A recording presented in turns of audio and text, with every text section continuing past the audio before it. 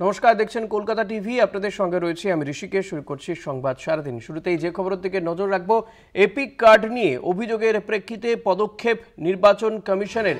Epic card নিয়ে booth স্তরের অফিসারদের প্রশিক্ষণ শুরু করল নির্বাচন কমিশন। এপিক কার্ড নিয়ে অভিযোগের প্রেক্ষিতে পদক্ষেপ করল নির্বাচন কমিশন। বুথ স্তরের অফিসারদের প্রশিক্ষণ শুরু করল নির্বাচন কমিশন। এ নিয়ে আমরা কথা বলবো। Kolkata TV political editor Ashis Chattopadhyay রয়েছেন আমার সঙ্গে টেলিফোনে।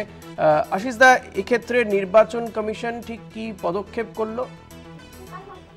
দেখো, এটা এর আগে কখনো ভারতে হয়নি। এত বড় আকারে বুথ লেভেল অফিসার বলে এদেরকে, বিএলও এইরকম ভাবে এদের বলা হয়। তাদের একযোগে সারা দেশের সমস্ত বিএলও কে প্রশিক্ষণ দেওয়ার কর্মসূচি নেওয়া হলো।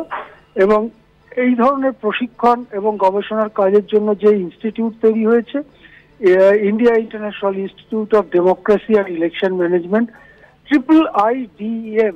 IIIDEM এই নামে সংক্ষেপে ডাকা হয় এই ইনস্টিটিউটকে। সেই ইনস্টিটিউটে বিভিন্ন রাজ্যের বিএলওরা যাবেন, ধাপে ধাপে যাবেন। যেমন প্রথম পর্বে বিহার, পশ্চিমবঙ্গ এবং অসম রাজ্যের বিএলওরা যাচ্ছেন।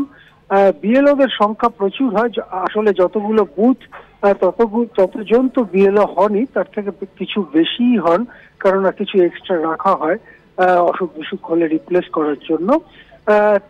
তাদেরকে প্রশিক্ষণ দেওয়া হবে।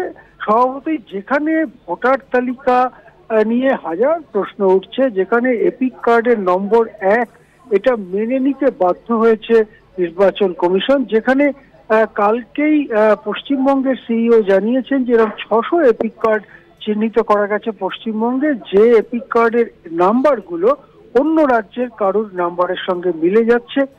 এই রকম একটা বড় অভিযোগ যখন আর প্রমাণের অপেক্ষা রাখে না, প্রমাণিত, তখনই এই পদক্ষেপ নিচ্ছে নির্বাচন কমিশন। 1 লক্ষ বিএলও প্রশিক্ষিত হবেন বলে জানা যাচ্ছে। ধাপে ধাপে বিভিন্ন রাজ্যের বিএলওরা প্রশিক্ষিত হবেন। যে বিএলওরা প্রশিক্ষণে ভালো কাজ করে দেখাতে পারবেন, ঠিক মতো প্রশিক্ষিত হবেন, তাদেরকে আবার অ্যাসেম্বলি লেভেলে যে অফিসাররা থাকেন, অর্থাৎ বিধানসভা কেন্দ্র ভিত্তিক যে অফিসাররা থাকেন, সেই অ্যাসেম্বলি ভিত্তিক সেই অফিসারদের প্রশিক্ষিত করার কাজেও ব্যবহার করা হবে। এবং এই বিএলওরা এই প্রশিক্ষণ পাওয়ার পরে নিশ্চয়ই ভোটার তালিকা তৈরি করার ব্যাপারে যথেষ্ট সতর্ক সাবধান হবেন।